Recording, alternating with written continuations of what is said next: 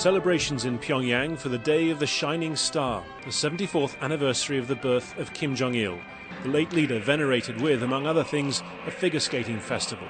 The real celebration, though, came more than a week ago, with fire, not ice, the launch of the Shining Star rocket, carrying a satellite of the same name. For South Korea and its allies, it was a ballistic missile test. The South Korean president told her nation on Tuesday that the launch and last month's nuclear test before it required a change in her country's mindset.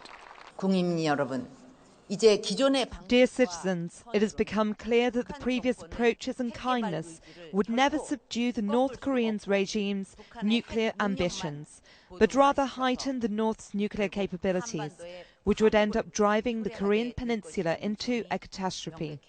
We cannot be dragged around by North Korea's deceit and threats anymore.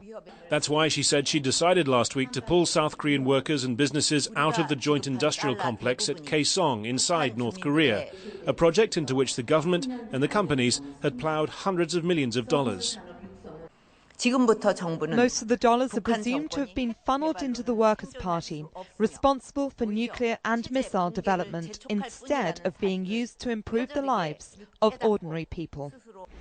The president was being careful with her language here, though. On Sunday, a senior minister said that the government knew that 70% of the hard currency going through Kaesong had been used for the weapons programs or for luxuries for the elite. If true, that would have been a clear breach by South Korea of UN sanctions. He reversed his position on Monday.